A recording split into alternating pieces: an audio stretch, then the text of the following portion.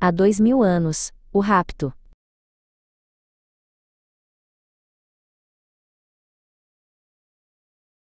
A paz aparente que se instalara na vila de Cafarnaum era como a calmaria que precede a tempestade. Públio, satisfeito com a recuperação de Flávia, apressava os preparativos para o regresso a Roma. Contudo, em Jerusalém, o coração de André de Gioras fermentava o veneno do ódio. A perda do filho Saul para as galeras romanas era uma ferida que não cicatrizava. Movido por uma sede de vingança, ele buscou e encontrou em Semele, uma das novas servas da casa de Públio, uma aliada. Ligada à família de Gioras por dívidas e ressentimentos antigos, a jovem escutou o plano sinistro com uma mistura de temor e sombria determinação. Aquele romano arrogante roubou-me o filho, sibilou André, os olhos brilhando com fúria na escuridão. Mas ele pagará com a mesma moeda. Seu herdeiro será um servo em minha casa. Ele entregou a Semele um pequeno frasco de vidro escuro.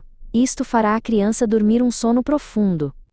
Na terceira noite a contar de hoje, quando a lua estiver alta, vista uma das túnicas de tua ama. Se alguém te vir, pensará que é a própria Lívia a encontrar-se com um amante. Leva o menino adormecido até a amoreira velha, junto ao caminho. Eu estarei à tua espera. A noite do rapto desceu, serena e inconsciente da tragédia que se avizinhava. Lívia, como de costume, cantou uma doce canção de embalar para o pequeno Marcos, beijando-lhe a fronte antes de se retirar. Mais tarde, no silêncio profundo da casa adormecida, Semele entrou no quarto da criança. O seu coração batia descontroladamente. Com as mãos trêmulas, misturou algumas gotas do líquido escuro num pouco de água, e deu ao menino, que a bebeu sonolentamente, sem despertar. Envolta numa das túnicas de Lívia, Semele ergueu o corpo adormecido de Marcos, envolvendo-o num manto grosso. Cada passo pelo jardim silencioso era uma tortura. Um assobio baixo como o pio de uma ave noturna soou na escuridão. Era o sinal. Junto à velha amoreira, a figura de André de Gioras montado a cavalo emergiu das sombras. Sem uma palavra, Semele entregou-lhe o precioso fardo. Lembra-te do nosso segredo, murmurou ele, antes de desaparecer na noite. Por uma cruel coincidência do destino, Sulpício Tarquínios regressava tarde aos seus aposentos. Oculto pelas sombras, os seus olhos aguçados de raposa viram a cena ao longe. Reconheceu o estilo da túnica como sendo de Lívia, e na sua mente maliciosa, a figura a cavalo só podia ser a do governador Pilatos, cuja paixão pela esposa do senador era um segredo mal guardado. A troca do embrulho e a palavra segredo que o vento lhe trouxe aos ouvidos foram a confirmação da sua interpretação depravada. Não um rapto, mas a entrega de um filho ilegítimo, fruto de um amor adúltero. A manhã seguinte rompeu com um grito de horror que ecoou por toda a vila. Era Lívia, que encontrara o berço de Marcos vazio. O pânico instalou-se como uma praga. Servos corriam em todas as direções, o caos reinava onde antes havia ordem. A alegria pela cura de Flávia foi subitamente engolida por uma nova e mais terrível onda de desespero. Públio, ao ser informado, sentiu o chão fugir-lhe dos pés. A sua dor, no entanto, rapidamente se converteu numa fúria cega e implacável. A sua honra de patrício fora manchada, a sua autoridade desafiada. A negligência para ele era sinônimo de traição. Reúnam todos os servos da vigia noturna, bradou, a voz a ecoar com uma autoridade terrível. Eles pagarão pela sua incompetência. No pátio, sob o sol impiedoso, os servos responsáveis pela segurança noturna foram amarrados a postes. Públio, impassível, deu a ordem. O estalar do chicote cortou o ar, seguido por gritos de agonia. Os outros servos, incluindo Semele, que mal conseguia disfarçar o seu terror, assistiam à cena, paralisados pelo medo. A crueldade do senador, nascida do seu desespero, não conhecia limites.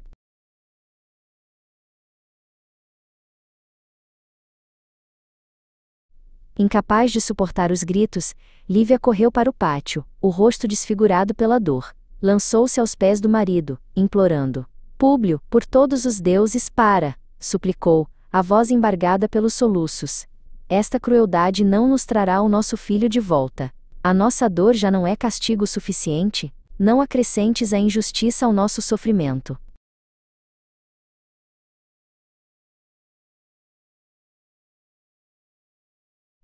As palavras de Lívia, nascidas da mais pura angústia, atingiram o coração de Públio. Ele cedeu, ordenando o fim do castigo. Um silêncio pesado e sombrio abateu-se sobre a casa. Mais tarde, Sulpício Tarquínios chegou, o rosto composto numa máscara de falsa solenidade. Senador, disse ele em voz baixa, preciso de vos falar em particular. Tenho informações que podem ser cruciais.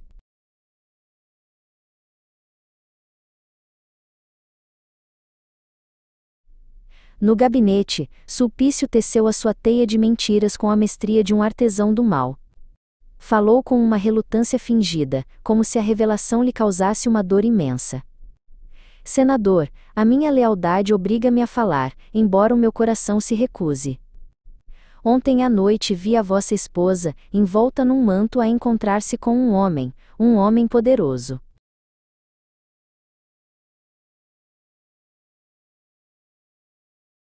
O homem era, ouso dizer, o próprio governador, continuou Sulpício, baixando a voz para um sussurro conspiratório. Eles não se encontraram como amantes vulgares, ela entregou-lhe um volume, o vosso filho, senador. Ouvi-os falar do seu segredo. Não foi um rapto, mas uma entrega planeada, a ocultação de um fruto proibido.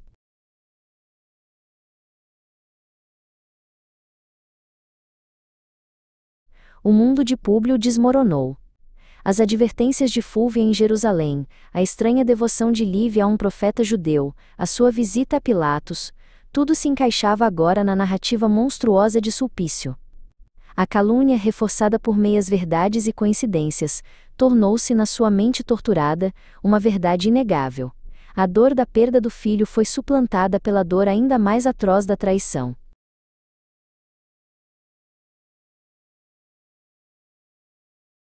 No entanto, mesmo no abismo do seu sofrimento, o orgulho do senador romano prevaleceu.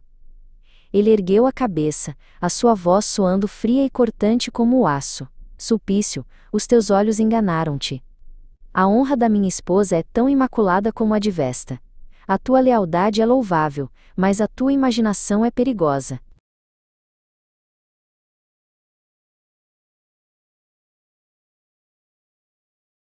A tua presença aqui, continuou Públio, com tais fantasias na mente é agora um risco para a paz da minha casa. Estás dispensado do meu serviço.